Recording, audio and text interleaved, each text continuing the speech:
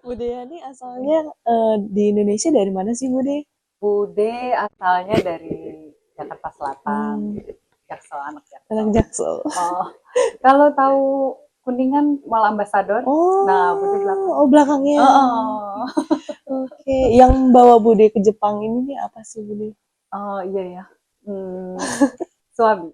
Suami. Suami pindah kerja. Tiba-tiba Oh, di kalau boleh cerita detail itu 2016, ya. Bude baru pindah di sini.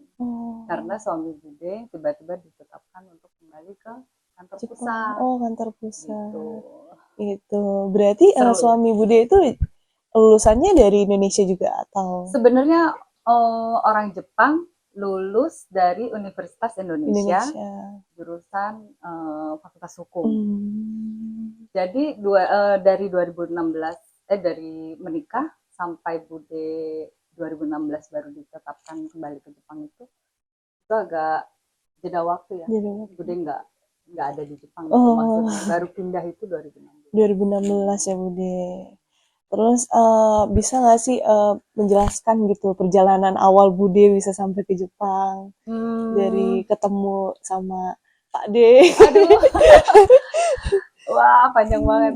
Kalau kalau mulai ketemunya itu kan gara-gara festival-festival musik gitu. Eh, Kalau zaman dulu kan beberapa kampus bikin satu kegiatan bareng itu kan lewat festival musik kan. mm-mm. Nah, di situ ketemu eh, Bude kirain Cina sih.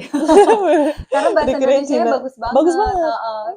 Cuma karena fisiknya itu dia matanya sipit dengan bahasa Indonesia yang bagus banget, jadi gue pikir itu orang Cina. Orang Gitu. Cina. Tapi setelah kenalan, oh orang Orang Jepang. Gitu. Jepang. Jadi seru juga sih. Seru juga. Gak nyangka ya Bude. Nggak nyangka. Kalau kalian kan sekarang mungkin sosmed lebih lebih Hmm. global lagi kan. Beberapa negara bisa ketemu di Iya sosmed gitu. benar. Perjodohan makin luas. Iya. Tapi biasanya kalau kita di Jepang kan banyak orang Jepang yang belum terlalu bisa bahasa Inggris ya, Budi. Jadi Iya sulit sih, komunikasi gitu. belum. Tapi lately kayaknya mereka udah mulai Udah yang mulai ya. challenging. Oh, Banyak challenging. banyak sekarang dibutuhkan guru bahasa Inggris juga. Oh, Mereka iya udah ada benar-benar. mulai interest. Nah, Bude kan kebetulan memakai hijab ya, Iya. Bude. Nah, apa sih Bude kayak tantangan Bude jadi seorang Muslim gitu? Bude pindah ke Jepang, terus ada makanan apa ya kayak aduh takut nih makanannya nggak halal atau Ah, gimana iya, iya. gitu Bude. Ada nggak sih budaya kerjanya dan makanan halal yang Mm, di sini mm, tuh gimana mm. sih Bude? Nanggapinnya. Kalau soal makanan, dari makanan dulu ya.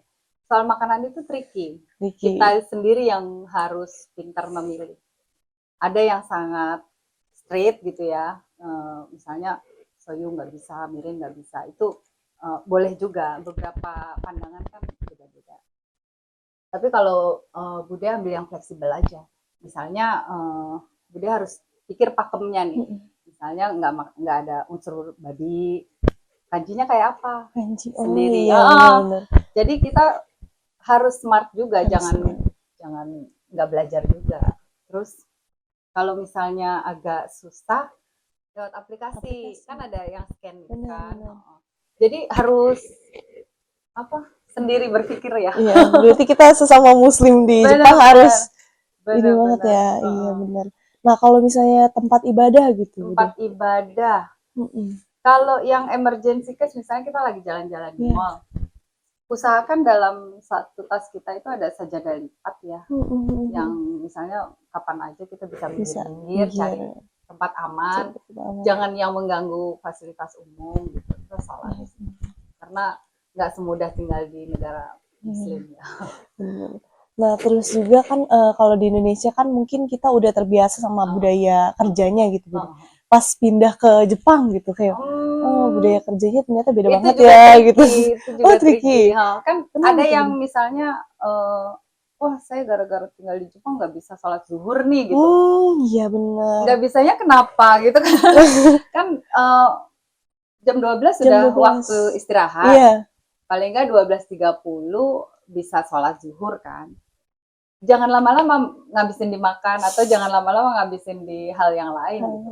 Sholatnya kan cuma 5 menit. Kemudian jadi nggak ada alasan sih sebenarnya Nggak ada kalau nggak alasan bisa. ya Bude. Heeh. Oke. Nah, pertama kali nih Bude menjalankan ibadah di Jepang itu gimana sih Bude? Udah ada akses-akses tempat ibadah yang ada di Ah, sini gitu Bude? nah itu Mm-mm. juga kalau misalnya ini di mana aja sih, nggak Iya, cuma tinggal di sini.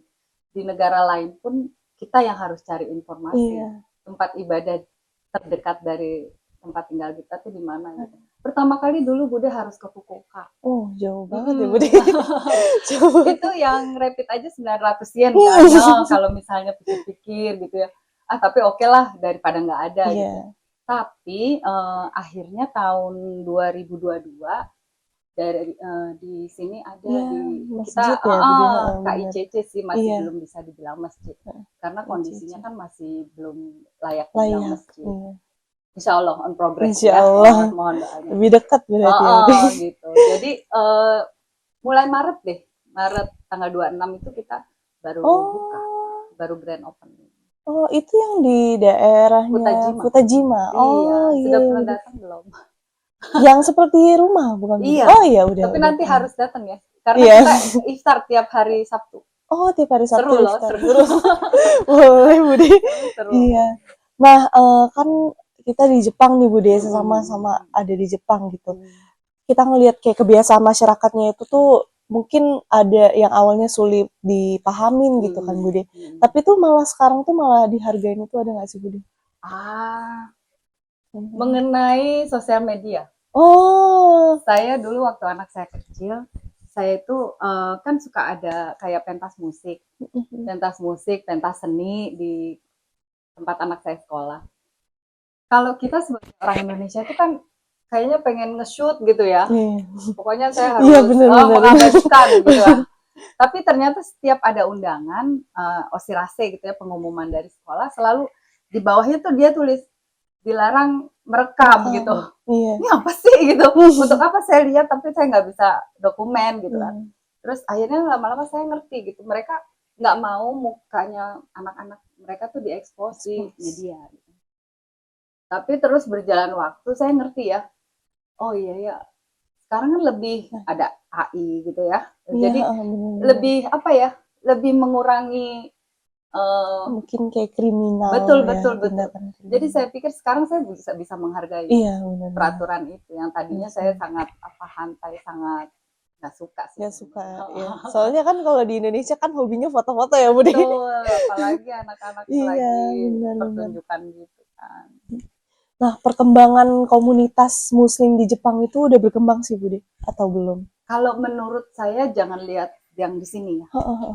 Secara global kalau saya ikutin yang di Instagram itu mulai banyak banget banyak orang Jepang yang berminat karena apa ya dari komunitas muslimnya juga mulai yang mengenalkan muslim apa Islam tuh kayak apa terus mulai yang Pakai ngajak hijab-hijab on the hijab, street iya, gitu ya iya. itu tuh banyak banget jadi Benar-benar. banyak yang apa lama-lama tuh anak generasi muda mereka tuh mulai cari-cari informasi datang ke dakwah center gitu menurut aku sih Oh, udah ya. kayaknya udah mulai Berarti udah banyak organisasi-organisasi banyak juga ya, banyak Bude? banyak Asik, asik, asik.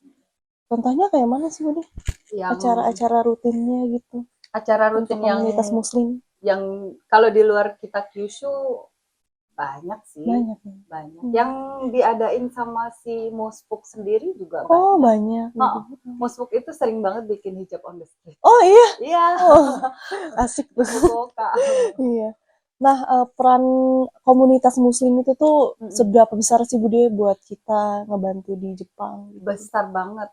Maksudnya interaksi Iya, sama warga Jepang heeh, ya. heeh, bener. Kalau sekarang kita berbicara dengan KICC yang memang Bude menghadapi sendiri ya. Sekarang sih nggak terlalu banyak, tapi untuk kedepannya kalau akan lebih baik kalau komunitas kita KICC itu sering mengadakan acara yang melibatkan mereka. Ternyata mereka tuh sebenarnya minat banget untuk deket sama kita. Karena mereka tuh kayak, oh orang Islam tuh gini ya, oh Muslim tuh gini ya gitu. Mereka tuh antusias, oh makanannya gini ya gitu. Oh, iya, iya, Tuh, jadi bener-bener. makin diajak interaksi, mereka makin Makin welcome. welcome. Mm-mm. Benar-benar. Yang tadinya misalnya kita ada acara berisik atau ada mobil lalu lalang gitu, mereka komplain. Iya. Sekarang hampir enggak. Oh, gitu Gitu. asik ya Bude. Nah, kan kita di Jepang nih ya Bude, ada nggak sih kayak sekolah yang mungkin mengedepankan tentang Muslim gitu Bude? Dan atau ada kayak komunitas yang mendukung pendidikan agama anak Muslim gitu Bude di sini? Sudah ada, tapi Udah ada. jauh Oh, jauh. di dekat Ito kampus ya, di Itu kampus. Fukuoka. Oh, Di dekat Itoshima. Itu Itoshima. memang di Fukuoka sana. Tapi memang itu sudah mulai ada sekolah besar yang jenjangnya sampai, saya kurang tahu detailnya, tapi mereka sangat terorganisir dengan websitenya juga bisa diakses dengan mudah. Dengan mudah ya Bude. Itu mulai dari yang anak-anak kecil sudah Kasih. mulai disekolahkan di sana. Ini internasional Islam. Oke, bagaimana sih Bude kalau misalnya kita silaturahmi nih sama Muslim lainnya gitu? Ada nggak sih pengajian khusus? Gitu. Ada. Oh, ada. Kalau di Fukuoka ada setiap bulan satu kali setiap Satu bulan. Itu khusus mixed marriage. Hmm. Dulu juga sebelum COVID itu kita yang di kita Kyushu sama mahasiswa-mahasiswa. Oh, iya. Ibu-ibunya kan nggak banyak kegiatan. Jadi waktu itu pelopornya memang bukan dari yang dulu-dulu dan mahasiswa yang dulu. Jadi setiap kayaknya seminggu sekali ya. Gantian di rumah siapa. Seru ya Bude. Seru ikutan nih. Tapi gara-gara COVID kita berhenti karena kan banyak anak-anak kecil kasihan. Iya, benar. Nanti kita nggak aman. Benar. Nah, setelah bertahun-tahun nih Bude tinggalnya di Jepang ya Bude. Apa sih pelajaran yang Bude dapatkan gitu pas tinggal di Jepang itu seorang muslim, sebagai seorang muslim? Mengenai membesarkan anak itu sulit. Sulit. Membesarkan anak sulit dengan surrounding yang bukan muslim. Harusnya sih basic di rumah itu harus lebih kuat lagi gitu. Karena harus kita siapkan anak tuh menghadapi yang surrounding yang beda sekali dengan muslim gitu loh. Itu intinya sih itu kalau kendala Bude pribadi. Terus mengenai makanan gitu kan, misalnya mereka mau makan sama teman-temannya. Kalau alhamdulillah kalau anak saya ngerti kalau yang soal makanan dari sendirinya nggak mau. Tapi kalau misalnya sampai yang misalnya sholat.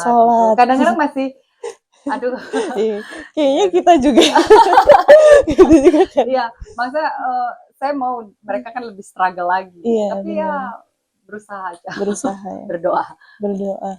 Nah, pesannya nih Bude untuk perempuan-perempuan yang muslim di sini tuh apa sih Bude yang sedang bekerja di Jepang gitu? Yang sedang bekerja di Jepang ya.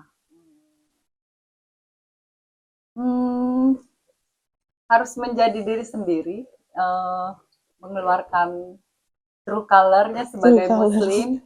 Jangan takut berjilbab karena mereka orang Jepang itu hampir welcome ya. Maksudnya mereka nggak ngerti ini apa gitu. Iya banyak. Islamophobia hampir saya tidak rasakan di sini. Maksudnya mereka sih itu apa sih gitu.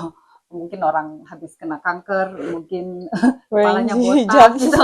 Jadi pakai penutup kepala gitu. Jadi mereka nggak ada yang Islamophobia. Rata-rata orang Islam tuh begini gitu aja. Jadi jangan takut menjadi muslim di Jepang. Mereka nggak sekejam itu. Oke. Bapak masih ada waktu nggak? Masih Bude. Iya. Sebentar lagi ini loh teman Bude datang. Siapa itu Bude? Namanya Ogata Sensei. Ogata Sensei. Itu kalau mau nanya banyak. Lebih lengkap ya berarti ya Bude. Banget kalau ditanya. Oke. Bentar ya kayaknya dia dikit lagi deh.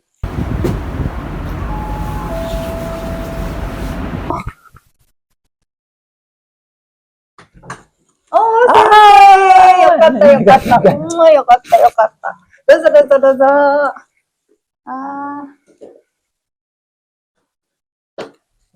Gimana, dingin ya luar? Dingin. Wah, cocok. Panas sini ya. Dalam asin sih. Sensei duduk di mana? Apa Enak di sini di kali sini? ya. Oke. Mangga, ayo. Halo. Halo. Kenalin, Zulfa ini Ogata Sensei. Oh gitu sih. Nanti kamu kalau mau ngobrol-ngobrol yang masalah halal, beliau yang Siap. valid lah kalau jawaban dari beliau. Ini Zulfa Sensei. Iya, Zulfa Sensei dari Salam kenal. Salam kenal dari exchange student nih guys. Dari Yusuri University. asli dari mana? Aslinya dari Lampung Lampung. Indonesia. Sambil duduk. Ayo. Iya. Sambil aku buatin ini ya. Sorry, aku buatin minum dulu. Monggo. Ngobrol dulu. Oke, Ogata Sensei. Tahun lalu Ogata Sensei dan Budiyani mengikuti acara seminar ya Ya, tentang betul. makanan halal gitu. Apa sih yang disampaikan gitu pada saat seminar tersebut? Ya, waktu itu ada beberapa orang perusahaan yang memproduksi produk halal. Mereka saya minta menyampaikan bagaimana kesulitan mereka untuk mengikuti standar yang sangat tinggi, yang sangat sulit. Jadi satu hal itu yang disampaikan dan saya menyampaikannya kesalahpahaman tentang standar khususnya mengenai bumbu tradisional Jepang seperti shoyu, mirin, cooking sake. Banyak sekali menganggap itu karena mengandung alkohol, menganggapnya haram, padahal tidak gitu ya. Jadi saya jelaskan bagaimana bahan-bahannya dan bagaimana fatwa MUI-nya yang memperbolehkan memakai industrial etanol dan makanan fermentasi itu seperti makanan tape itu halal ya, walaupun mengandung alkoholnya 7-9% itu halal. Sedangkan makanan Jepang yang mengandung dalam shoyu itu cuma berapa persen dan tidak ada orang yang bisa mabuk ya. Jadi hal-hal seperti itu yang saya sampaikan dan saya sedang mengajukan permohonan supaya MUI dan juga Majelis Tarjih Muhammadiyah mengeluarkan fatwa bahwa bumbu tradisional Jepang itu halal. Itu yang saya sedang perjuangkan. Ya, dan banyak sekali pendukung juga mulai banyak, alhamdulillah. Ya, itu yang saya sampaikan. Nah, kalau yang diperjuangkan itu tuh tentang hito halalnya. Oh ya, jadi kalau hito halal tidak bisa menentukan fatwa. Fatwa itu memang wewenang MUI atau organisasi yang terdiri dari para ulama yang memberikan fatwa. Dan di Jepang sangat susah mengeluarkan fatwa karena terdiri dari berbagai jenis dari etnis dan seperti Jepang itu miniaturnya dunia. Jadi kalau dunia kan terdiri dari Indonesia, Malaysia, Pakistan, Mesir dan sebagainya. Susah sekali membuat satu standar halal. Sama dengan di Jepang terdiri dari berbagai negara, warga negara, susah sekali membentuk satu fatwa. Jadi saya sedang minta tolongnya ke Indonesia. Dan kalau hito itu bukan untuk mengeluarkan fatwa, tapi fungsinya memberikan sertifikat. Jadi certification body-nya, HCB, Halal Certification Body.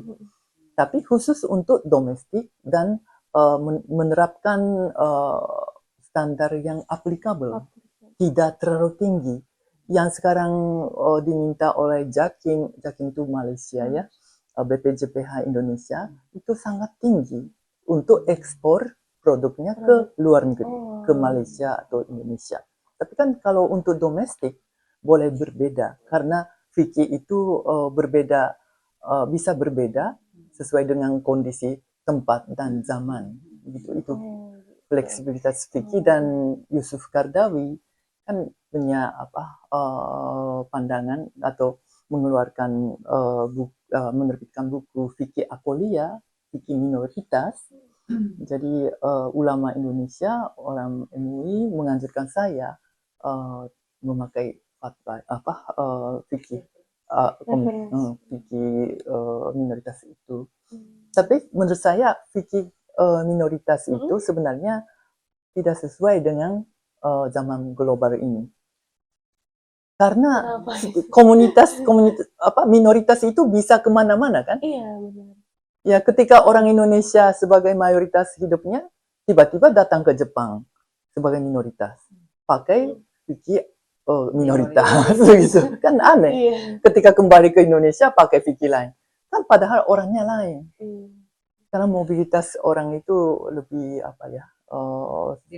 dinamis ya. Jadi sebagai pekerja, sebagai turis, mondar-mandir. Jadi fikih sendiri harus sesuai dengan zaman global ini. Kalau tidak, nanti ada ketidakkonsistenan. Ya, ketika di Indonesia tidak boleh pakai shoyu, ketika di Jepang boleh, aneh sekali kan? Benar. Gitu. Nah, kalau Hito Halal sendiri itu apa sih?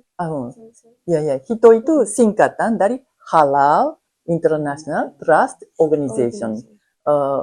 Hurufnya Halal International Trust Organization. Hito itu ada makna orang ya, manusia. Bahasa Jepang Hito itu orang. Ya. Dan ya singkatan dari Halal International Trust Organization. Ada internasionalnya bagus juga, tapi ya pokoknya seperti tadi ya jangan anggap akolian minoritas. Kalau mau nge-apply ini di mana sih dan bagaimana mekanismenya?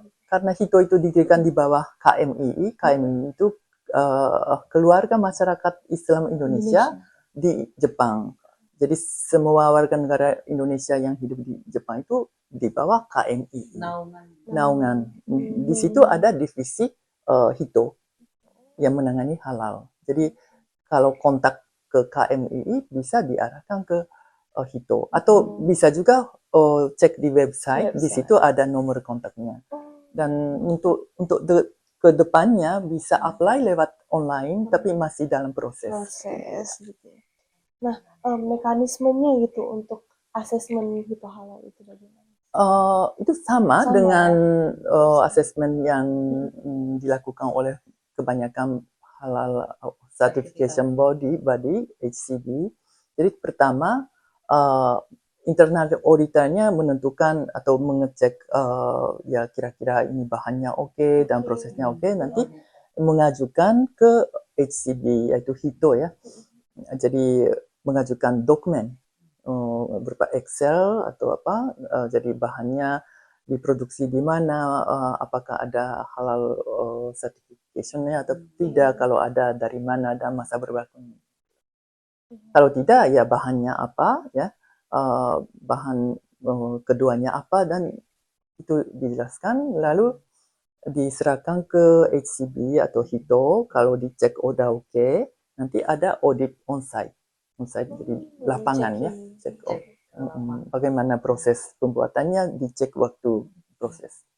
Untuk Hito sendiri nih, siapa sih yang mendirikan? Mendirikan ya KMII. Kebetulan orang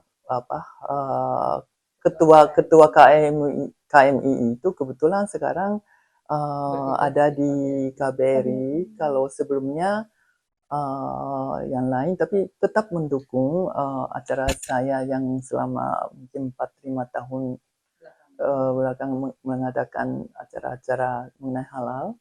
Mereka sangat mendukung dan mulai memahami apa kesulitannya dan kebutuhan sertifikasi secara gratis. Ini keutamaannya itu bisa memberikan secara gratis. Sertifikat itu biasanya bisa 500 juta yen per tahun ya, atau dengan consulting fee-nya bisa 1 juta yen. Siapa yang bisa dan mau?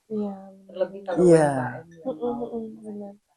Bagaimana bisa mengambil keuntungan menutupi fee-nya itu, kan harus barangnya harus dinaikin harga. Biayanya dikenakan, itu yang memberatkan konsumer.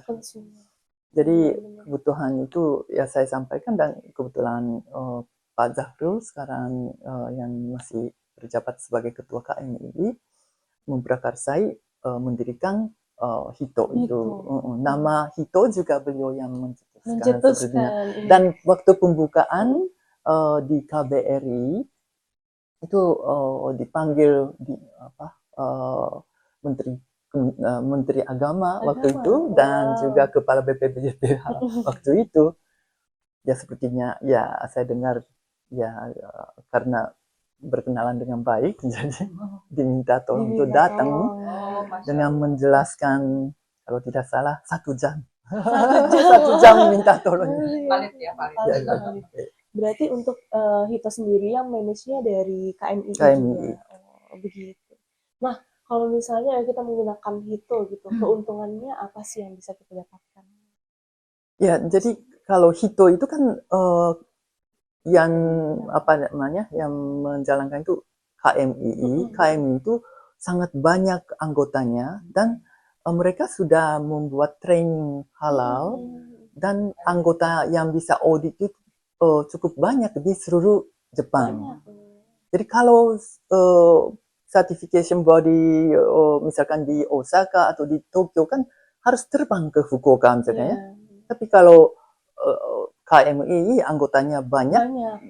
Kalau yang bisa audit itu ada di mana-mana kan sangat mudah aksesnya dan transportation fee-nya atau ongkos transportasinya kan bisa hemat ya. Iya, benar. Itu menolong perusahaan atau restoran berarti kan beban untuk yang dibebankan kepada konsumer juga kecil kan. Iya. Itu keuntungannya. Jadi selama ini menu halal bisa okonomiyaki-nya 2 kali lipat itu ya.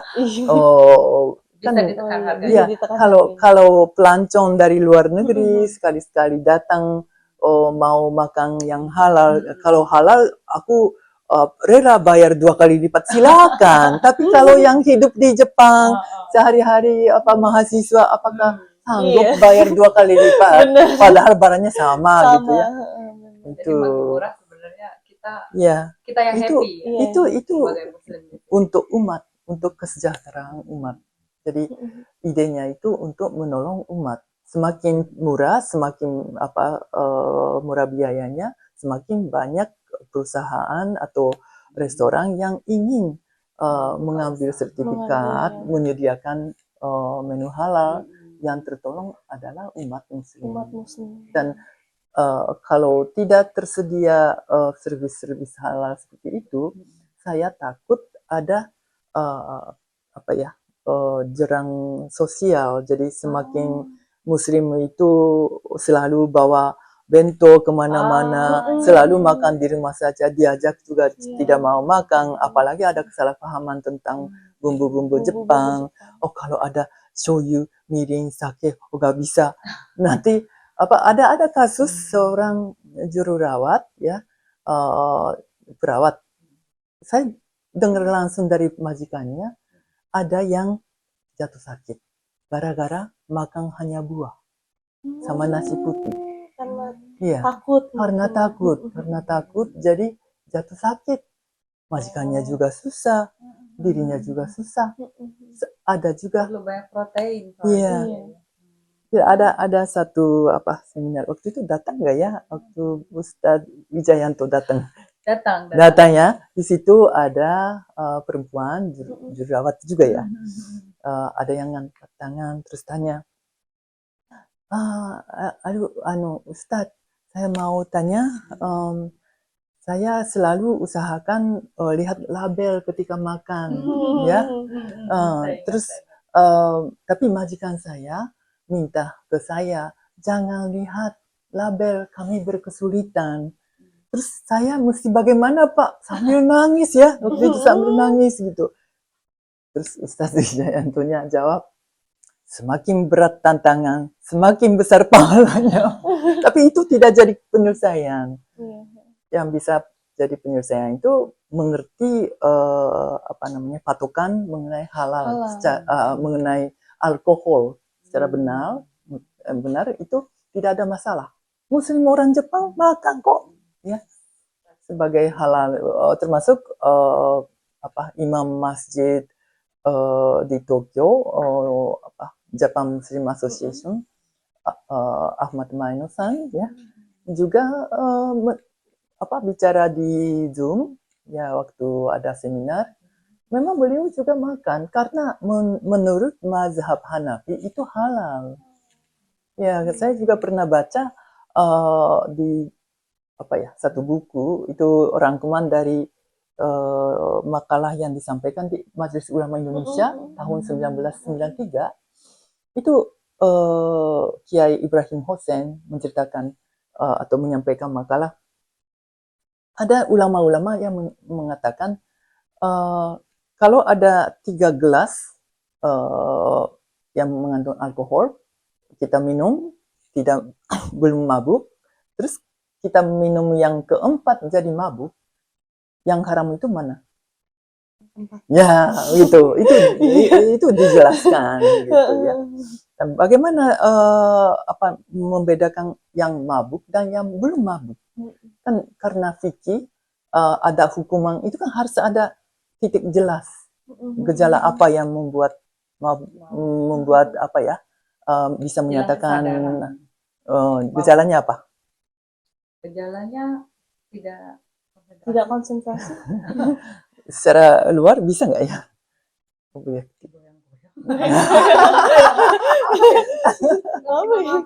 Ya, jadi di situ ditulis ya. Selagi masih bisa membedakan bumi dan langit, atau selagi masih bicara pakai logika, belum mabuk. Jadi sebenarnya fikih Islam, fikih itu tidak seketat standar halal yang dipakai oleh BPJPH dan Jakim. 0,5% apa itu sebenarnya ada di dalam fikih tradisional. Dan lain produksi harus dedicated halal juga tidak ada di Al-Quran. Jadi yang sekarang lain produksi harus dedicated halal itu sebenarnya relatif sangat baru. Dulu di Indonesia juga sebenarnya belum ada aturan yang strict itu. Jadi ada perusahaan di Eropa masih ditolerir memakai lain produksi yang sama sampai tahun 2011. Saya melacak. Saya tidak bisa menyebutkan nama perusahaannya dan nama informannya. Tapi seperti itu kondisinya. Selagi waktu itu masih susah. Tapi mulai ada perusahaan-perusahaan yang bisa menyediakan dedicated halal line production, ya dibuatlah aturan seperti itu. Tapi di Jepang kan belum ada. Karena komunitas muslim di Jepang itu 0,1 berapa persen, di bawah 0,2%. Untuk itu apakah perusahaan bisa menyediakan lain produksi halal? Kan tidak masuk akal. Bayangkan aja kalau di Indonesia perusahaan disuruh buat lain produksi khusus dedicated kosher misalkan untuk Yahudi. Bisa nggak ya? Nggak mungkin kan? Untuk dedicated khusus untuk China juga susah ya. Jadi seperti itu kondisinya. Jadi vitamin E itu tidak bisa dapatkan di Jepang yang disertifikasi halal. Jadi salah satu kendala untuk memproduksi kue halal di Jepang yang saya support untuk sebagai sukarelawan dalam rangka penelitian saya membantu satu perusahaan di sini. Mereka membuat halal senbei, kue halal. Tapi ketika mau ambil sertifikat dari BPJPH berkesulitan karena semua flavor, semua pewarna, jadi seperti enzim dan juga vitamin E harus tersertifikasi sendiri-sendiri dulu. Ini berat sekali bagi pengusaha di Jepang. Iya. Jadi ketika itu vitamin E tidak ada di Jepang yang sudah disertifikasi halal. Mereka cari ke luar negeri. Di Cina kan ada Sing ramen yang merah itu loh. Itu ada vitamin E. Jadi mereka kontak ke Korea yang merah itu. tapi Korea punya aturan tidak boleh ekspor ke Jepang. Buat vitamin E-nya ya. Yang tersertifikasi halal itu tidak boleh diekspor ke Jepang. Alasannya apa ya? Mungkin mereka mau ambil advantage ya dalam hal produksi halal, produk halal. Terus mereka cari ke Cina juga. Cina bisa diekspor, tapi satu ton. Padahal yang diperlukan 20 gram gitu. Sama saja nggak bisa dipakai ya. Enggak ini ya, enggak bisa. Ya, mungkin Nggak bisa. Satu ton Tidak datang, diperlukan sebanyak itu waduh, ya. padahal mahal sekali kan. Iya, Jadi seperti itu kondisinya. Itu mempersulit pengusaha di Jepang, dan jadi perusahaan Jepang itu lebih banyak keluar ke Malaysia. Di Malaysia itu ada halal park. Halal park itu 14 kawasan industri halal. Luasnya itu 80.000 hektar.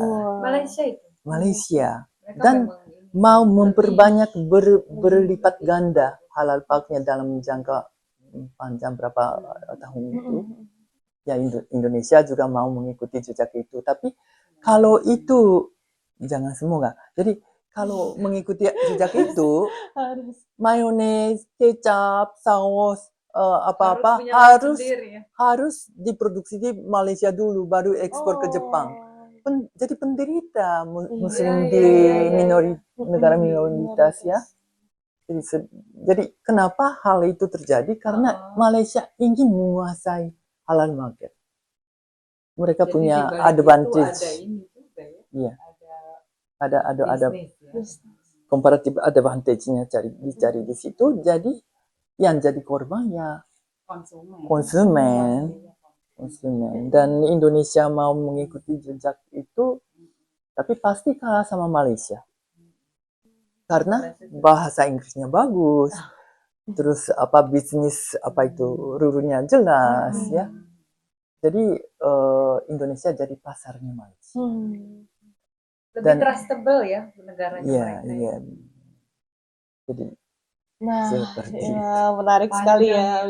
Panjang banget gitu Sensei. Karena kamu bertanya pada ahlinya. Iya. Nah, apa sih harapan Ogata Sensei untuk perkembangan Islam yang ada di Jepang itu bagaimana sih? Ya memang sekarang orang Indonesia banyak sekali ya. Banyak banget. Setiap dua bulan tambah 30.000 kalau nggak salah ya. Saya dengar dari orang KBRI terkaget-kaget. Jadi kalau sekarang ada presentasinya kurang tahu, tapi saya selalu kayaknya dekat-dekat saya tuh banyak. Indonesia. Jadi, tapi karena wajah itu kan agak mirip dengan Jepang ya. Mungkin besar matanya beda, tapi face-nya itu lebih Asia, tidak jauh dibanding dengan Pakistan atau Timur Tengah ya. Kan lebih dekat ya. Kalau bapak-bapak di Jawa ada juga di Jepang gitu. Jadi dengan adanya kemiripan dan tingkah laku, sifatnya juga lembut dan tidak keras gitu ya. Saya harap 70%-nya beliau sudah saya harap dengan hadirnya banyak muslim orang Indonesia, lebih Islam bisa diterima di Jepang. Itu harapan saya. Dan ya jangan sampai jadi seperti di Eropa. Kalau di Eropa ya di sana itu muslim lumayan banyak. Karena Inggris punya jajahan di India, Pakistan, mereka banyak sekali di London atau di Inggris ya. Di Jerman juga banyak orang Turkinya, atau di Perancis ada dari Afrika, Algeria dan sebagainya. Tapi mereka itu kayaknya ada apa ya? Tidak bisa, ada gap dan tidak bisa menyatu. Jadi kan sering ada berita teror di sana, orang muslimnya walaupun sudah fasih bicara bahasa Perancis setempat, tapi tetap saja didiskriminasi gitu ya. Itu saya tidak merasakan itu. Iya. Jadi orang Jepang itu relatif welcome dan tidak membedakan agama. tidak Islamofobia. Iya, kecuali karena banyak sekali setelah September 11 September itu ada berita-berita perang, terus teror. Jadi banyak sekali ada yang takut. Seperti saya menghadapi mahasiswa. Dulu citra Islam itu hanya onta, padang pasir gitu ya, poligami gitu ya. Paling-paling ketiga itu. Atau tidak makan babi, keempat. Sekarang takut teroris. Itu kedua itu yang banyak. Dan setelah saya beri kuliah 1 jam, selama ini saya takut terhadap Islam. Orang tua mengajarkan saya jangan menatap mata dengan Muslim. Ada itu. Terus di depan, ya kan takut teroris, ya. Terus kalau ada Muslim di sebelah, nggak mau duduk di sebelah. Jadi teman saya yang pakai jilbab itu selalu sebelahnya kosong. Wah, enak ya bisa naruh tas.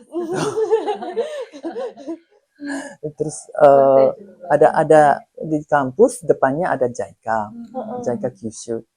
Kan sering ada yang pakai jilbab. Terus mahasiswa tulis habis kuliah tulis juga. Tempo hari saya sama teman berpapasan dengan yang pakai jilbab. Karena kami ketakutan ambil jalan sebelah. Seperti itu, ya. Jadi ada sedikit pengaruh dari berita. Tapi ada juga mahasiswa yang sama sekali tidak Islamofobia. Jadi saya kenal saya punya image yang bagus tentang Islam karena punya teman di SMA. Temannya baik sekali katanya. Dan dia belajar tentang Islam, apa itu puasa dan sebagainya. Belajar dari teman. Jadi saya harap jangan sibuk-sibuk bikin sekolah Islam dan bersatu di satu komunitas saja, tapi ya masuk ke masyarakat, bisa memberitahu apa itu Islam dan ya itu harapan saya. Harapannya. Ya, jangan sampai seperti di Eropa Islamofobia menjadi-jadi. Nah, oke. Nah, Ogata Sensei itu menarik banget yang udah disampaikan dari Ogata Sensei. Nah, mungkin ada nggak sih satu pesan untuk masyarakat yang ada di Jepang tentang Islam gitu? Ada nggak sih yang ingin disampaikan? Masyarakat Jepang, jadi pesan kepada masyarakat Jepang tentang benar. Islam. Oh ya, Islam itu ya saya harap masyarakat Jepang mengerti Islam itu tidak seperti yang ditulis di media dan ada sebagian buku yang menceritakan tentang terorisme dan cara pandang Islam yang sangat ekstrim. Jadi isinya itu seperti video pendek yang dibuat oleh orang Belanda, Hertebeldes dulu. Jadi ada beberapa buku yang sangat bermasalah dan banyak yang terpengaruh. Tapi saya harap masyarakat Jepang bisa memahami yang sebenarnya begitu dari orang-orang Islam langsung dan bisa memahami Islam itu agama yang menghargai perdamaian dan menghormati orang tua dan memberi kasih sayang terhadap anak yatim, lansia dan juga janda dan sebagainya. Itu perlu dipahami dengan baik. Dan ada juga saya lihat ada sebagian Muslim Jepang yang terpengaruh oleh Islam ala Timur Tengah atau Asia Selatan yang cukup ekstrim. Itu juga saya ingin luruskan atau disesuaikan dengan kondisi di Jepang. Kalau orang Jepang mendengar penyampaian yang ekstrim atau yang sangat berbeda, itu langsung takut dan kami tidak bisa bisa menerima kehadiran Kehadiran. mereka. Oh, Itu yang Mm-mm. itu yang terjadi. Ada satu seorang teman yang menyaksikan penyampaian seorang imam masjid orang Orang Jepang, Jepang. tapi penyampaiannya mungkin agak eksentrik atau apa agak aneh. Jadi semua mahasiswa yang hadir mendengarkan itu setelah itu, wah, nggak bisa hidup bersama begitu. Benar. Apa Jangan yang sampai, saya kurang tahu isinya ya, tapi memang mereka dapat kesan seperti itu. Jadi ya Jadi, setiap orang dan Punya apa ya, terutama orang yang ada di posisi seperti itu harus sampaikan pesan yang secara berhati-hati, ya bijaksana. yang bagaimana bisa diterima di Jepang. Jepang. Mm-mm. Menarik sekali. Nah, Bu Diani, bagaimana sih perkembangan Muslim di Jepang sendiri itu? Apakah ada organisasi atau ada acara rutin yang sering dilaksanakan di sini? Bu Diani? Kalau aku bicara di dekat-dekat aku aja. Kalau kita di sini yang di KICC sendiri, kadang-kadang tuh bukan kadang-kadang, memang bikin kayak gotong royong, bersihkan masjid. Itu mengajak si pekerja, mahasiswa, juga warga kayak saya diaspora di sini, itu kumpul untuk beresin masjid, dalamnya bersih-bersih, luar masuk rumput-rumput. Itu apa namanya? Berkala. Nah, kalau misalnya kegiatan lain itu termasuk kayak yang apa ya? Kerja sama-sama swimming center. Swimming center tuh apa ya? Swimming center tuh apa ya, Sensei ya? Komunitas